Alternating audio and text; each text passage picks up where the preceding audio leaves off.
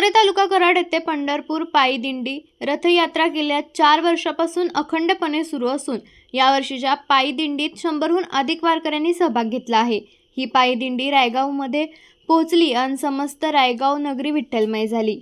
शिवाय नगरपंचायत शेजारी असलेल्या विठ्ठल रुक्माई मंदिर येथे ठरल्याप्रमाणे मुक्काम करण्यात आला। यावेळी उपस्थित वारकरी बंधू आणि भगिनींनी हरिपाठाला सुरुवात केल्यानंतर स्थानिक भाविक आणि ग्रामस्थांनी प्रतिसाद देत भक्तिभावाने कीर्तनाचा आनंद घेतला। या ठिकाणी दिंडीतील वारकरी बंधू आणि भगिनींच्या जेवणाची व्यवस्था स्थानिक ग्रामस्थांनी केली। याबाबत सविस्तर माहिती जगदाळे महाराज यांनी सातारा न्यूजला दिली।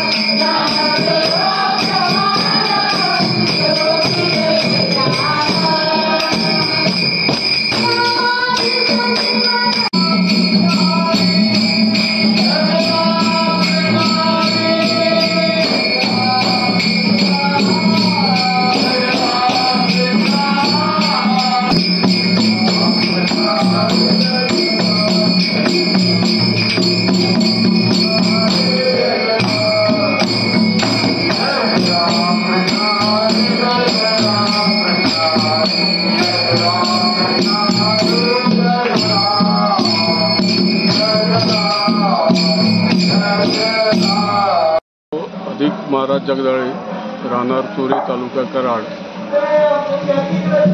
महाराज हे दिंडी आता किती वर्ष जुनी आहे? 4 वर्ष जुनी आहे।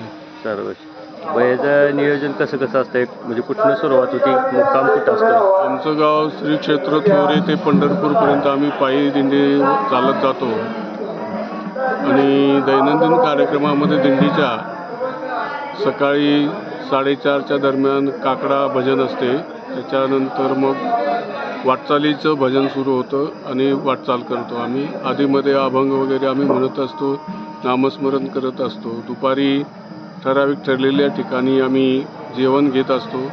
तेही आम्हाला बाकीच्या म्हणजे बाहेरच्या लोकांनी, काही गावातल्या लोकांनी जेवण दिलेलं आहे आणि त्या प्रित्यर्थ आम्ही त्यांना प्रसाद म्हणून नारळ आणि शाल श्रीफळ देत असतो।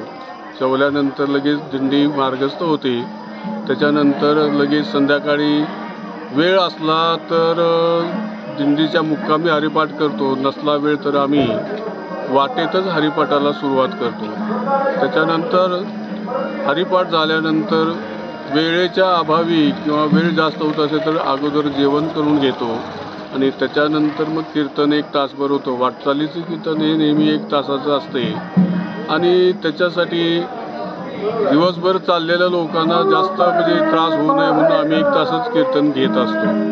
कीर्तन झाल्यानंतर या टाळकरी माळकरी लोकांच्या इच्छेवर भजन असते आणि ते जास्तीत जास्त 11 वाजेपर्यंत चालते.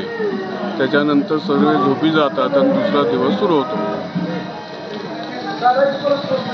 आपल्या तालुक्यातील जिल्ह्यातील बातम्या सर्वप्रथम पाहण्यासाठी आजच सातारा न्यूजला YouTube चॅनलवर सबस्क्राईब करा, लाईक करा, शेअर करा आणि बेल आयकॉन प्रेस करायला विसरू नका.